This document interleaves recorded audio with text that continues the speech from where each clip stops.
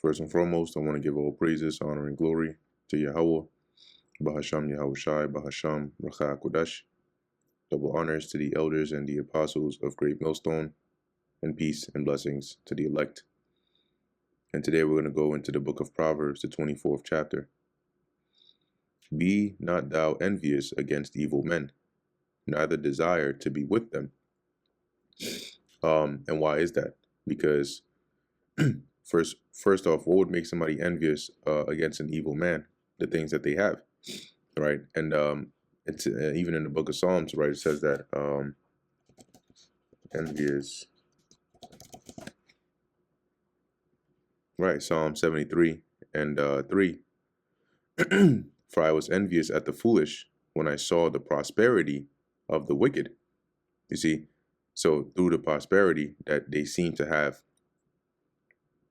one might look at that and be envious, but here Solomon is warning, don't be envious of them and don't desire to be with them, because their end, right, for their heart studieth destruction. That's what their mind is given to, destructive ways, and their lips talk of mischief, right? And lining up also with Micah 2:1, they devise iniquity upon their beds. These evil men, which a prime example is the Edomites, right? The Edomites today, you can see that they're full of what seem to be prosperous, life through money in abundance in that way, but their heart study of destruction. And that also, a precept for that is Psalms, the 64th chapter. So as it says, their lips talk of mischief, right? That's what their plans and their meetings are all about. Mischief. Through wisdom is an house builded, and by understanding it is established. Okay, so an house, whether it's your household, right, or your family line, or you here, it's established or built through wisdom. Okay, it says, and that's a sure house, right, a sure foundation. And by knowledge shall the chambers be filled with all precious and rich, pleasant riches. And let's look into that word chambers. It says chamber, room, parlor, innermost, inward part, or within. So reading that verse again, right? By knowledge shall the chambers be filled with precious and pleasant riches, right? Which can be likened onto actually, acquiring wealth. But you can also liken those chambers onto the, you, right? Through the knowledge of the Lord. We are also filled with those pleasant and precious riches, which lines up with Hebrews, Romans 11:33, describing the riches of the Lord. It says here, through knowledge, its rooms are filled with all sorts of precious riches and valuables. A wise man is strong, yea, a man of knowledge increaseth strength. Now, does it mean that the more you read, now you can go bench press 255 with your eyes closed, right? 4 or 5 plates, you throw that on a flat bench and call it a day? No. Okay, but the strength is not is more than just physical prowess.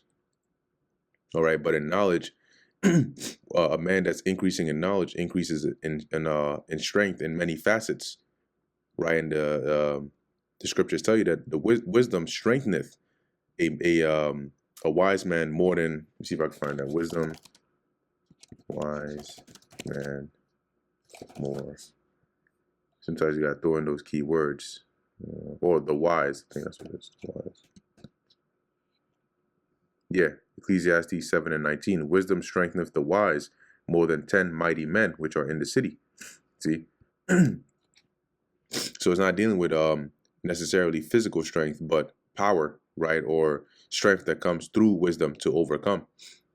For by wise counsel thou shalt make thy war. See, our war, like even the Apostle Paul mentioned, the weapons of our warfare are not carnal but spiritual, and mighty through God to the pulling down of strongholds.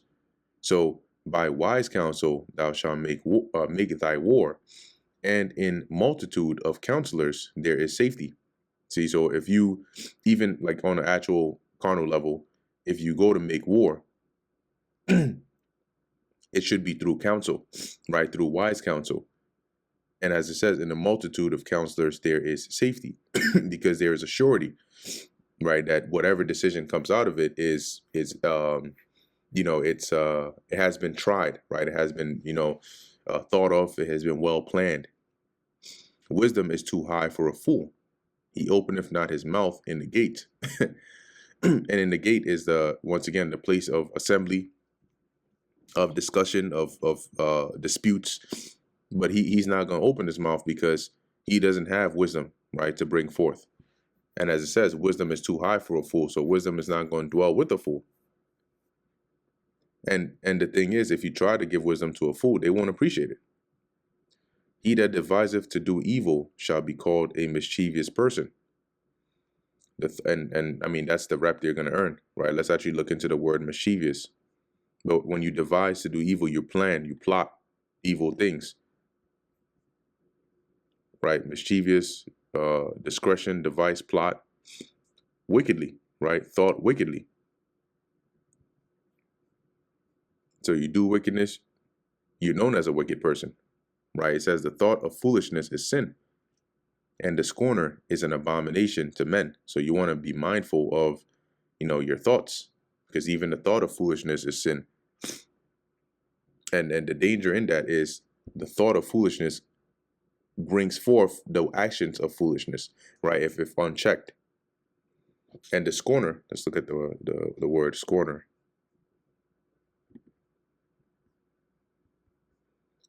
It says to scorn, to make mouths at, to talk arrogantly, right? To mock, deride. So basically somebody that is speaking arrogantly or proudly against, and it can be likened onto an adversary. They're an abomination to men because nobody likes a scorner.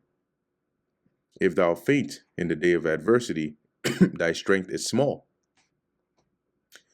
Because when if the hard times come and you faint, right, and you're not able to withstand it, thy strength is small. You don't want that to be the case when the Lord brings adversity, because the times that we're coming into, they're going to be some trying times, right? The hour of temptation is going to be a time of great adversity, and that's why you need to pray for strength from the Lord, lest you faint in that time.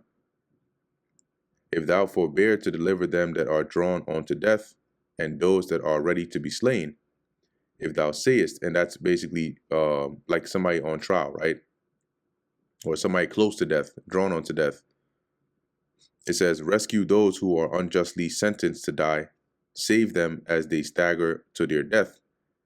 If thou sayest, behold, we knew it not, doth not he that pondereth the heart consider it? See, if you try to make an excuse to say, oh, we didn't know this was a wrongful sentence, doesn't the Lord who pondereth or weighs the intent of the heart consider it? Doesn't he know if you're lying or not? And he that keepeth thy soul, doth not he know it? And shall not he render to every man according to his works? So the Lord is going to judge you accordingly, because he knows what's going on within your heart. If you deliberately wrongfully judge and you try to lie about it, the Lord is going to know and judge you accordingly.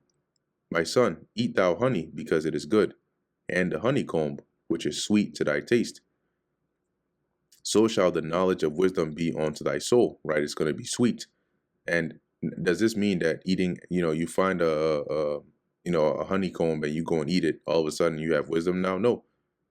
But the words of wisdom are likened unto honey, right? This knowledge, wisdom, and understanding is also likened unto honey. So just as sweet as honey is to your taste buds, so shall wisdom, or the knowledge of wisdom, be unto your soul when thou hast found it. Then there shall be a reward, and thy expectation shall not be cut off, because the reward comes through wisdom, right? And your expectation, the thing you look forward to, will be made sure through wisdom, right? If you apply it properly. Lie not wait, O wicked man, against the dwelling of the righteous. So don't plot against the righteous. Spoil not his resting place, right? Don't disturb him. For a just man falleth 7 times and riseth up again, but the wicked shall fall into mischief. See, so a just man might fall. If you're the cause, judgment is going to come upon you, of course. But he might fall, 7 times. It's not literal, right? It's a certain amount of times. But if he is just, the Lord is going to help him back up again and again and again.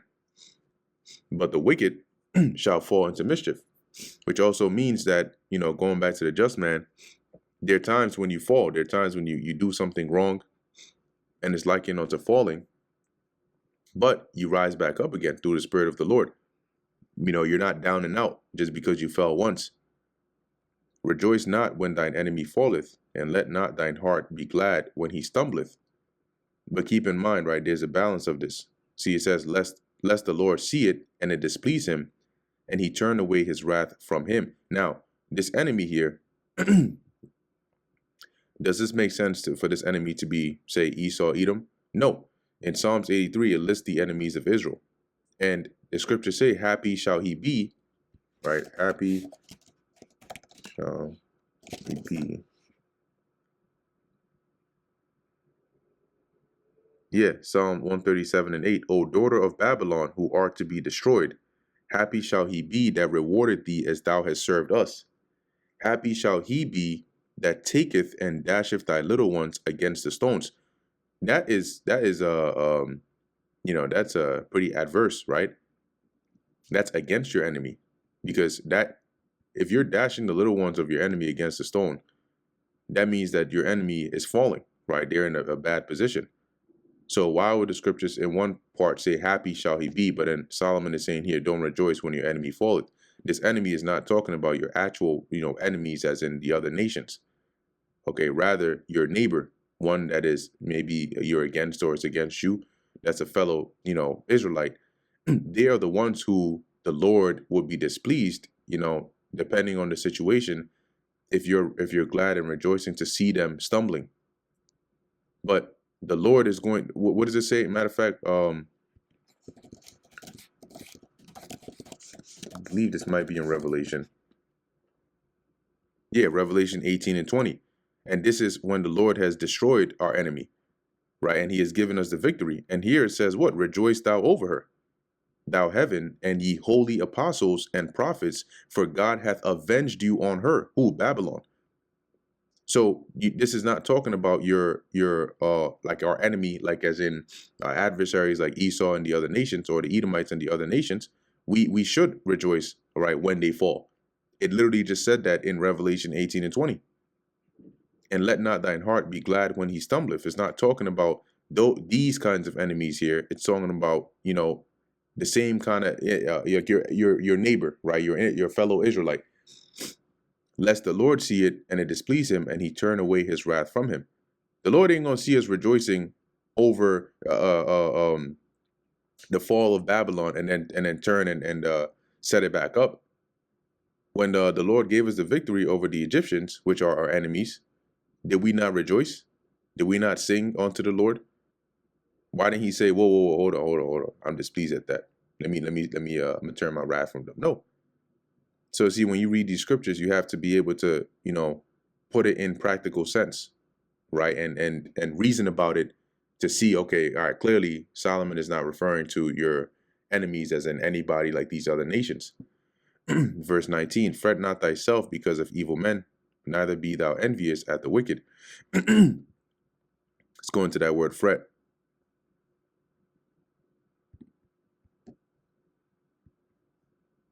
To be furious, to burn, to become angry, right? To be vexed. So don't let the actions of evil men, get you out of character, right? And also don't be envious at the wicked, for there shall be no reward to the evil man. The candle of the wicked shall be put out. That's going to be their end, right? They're not going to gain a reward. They're going to rather gain judgment. My son, fear thou the Lord Yahweh and the king, and meddle not with them that are given to change, right? Those that are given to change is like one that is double-minded. They're unstable.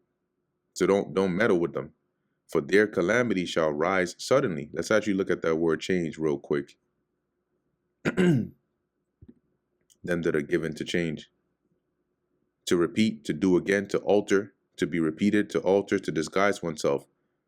So imagine they make one decision, right? And they come back and they change their answer on that. And then they come back and they change again. They're repeating, but they're not stable. Okay, you don't want to meddle with such, right? As it says, for their calamity shall rise suddenly, and who knoweth the ruin of them both? These things also belong to the wise. It is not good to have respect of persons in judgment, and the law tells you about that. When you judge righteously. Don't be partial towards the poor because he's poor, or towards the rich because he's rich. He that saith unto the wicked, thou art righteous, him shall the people curse. Nations shall abhor him, right? Because he's ruling in favor of the wicked, saying that you're righteous, or you say like he's innocent in a matter when he's really not. And the people are going to curse him because they're going to know that that's a wrong judgment. But to them that rebuke him shall be a delight, and a good blessing shall come upon them. It says, but it will go well for those who convict the guilty. See, those that don't acquit the wicked, rich blessings shall be showered on them. Every man shall kiss his lips that giveth a right answer. And the kissing of the lips is not literal, right? But it's like a blessing. Okay, it says an honest answer is like a kiss of friendship. You see, it's referring to the effect of it, not literally. All right, so every man shall kiss his lips that giveth a right answer. So the one that gives a right answer, as it says, they're gonna honor you like a kiss, right? It's not, once again, not literally they're gonna kiss you on the lips, but they're gonna show love to you. Prepare thy work without, and make it fit for thyself in the field, and afterwards build thine house. It says, do your planning and prepare your fields before building your house. Be not a witness against thy neighbor without cause, and deceive not with thy lips. That's a false witness. Why? Because the Lord is going to judge you. And deceive not with thy lips. Don't be one that deceives others, because ultimately you're doing a wicked work in doing that, right? You're not living in an upright manner. And usually when you're deceiving somebody, it's for your gain or somebody else's gain, but it's to somebody else's hurt. Say not, I will do so to him as he have done to me. See, I'm gonna avenge my own self. Don't be of that mindset. I will render to the man according to his work. Within the scripture say that? Give place for the wrath of the Lord. Let him handle it. Because you might try to bring evil upon somebody, or recompense, or get back at somebody, and you might end up going off in the process. I went by the field of the slothful, and by the vineyard of the man void of understanding. And lo, it was all grown over with thorns, and nettles had covered the face thereof, and the stone wall thereof was broken down. Because what? The slothful man doesn't take care of his field. He doesn't till it. He doesn't, clean it. He doesn't preserve it. Then I saw and considered it well, and I looked upon it and received instruction. See, he learned, he observed, and he said, yeah, like it just came to me. It dawned upon me. Yet a little sleep, a little slumber, a little folding of the hands to sleep. See, he said, once I saw this, the thought, the instruction, the thought that came to me was, yeah, you might say, oh, let me just get a little bit more sleep. Oh, 5 more minutes, a little slumber, a little folding of the hands to sleep. You put your hands together under your head to lay down for a little bit longer. So shall thy poverty come as one that traveleth, and thy want as an armed man. Just like that, a little here, a little there, you start becoming, more and more slothful. Just like that, poverty is going to come upon you. Let's read this in the NLT. It says, then poverty will pounce on you like a bandit. Scarcity will attack you like an armed robber. And that brings us to the end of the book of Proverbs, the 24th chapter. Lord willing, that was edifying to the elect. In closing, I want to give all praises, honor, and glory to Yahweh, Bahasham, Yahushai, Bahasham, Racha, Kodash. Until next time, Shalom.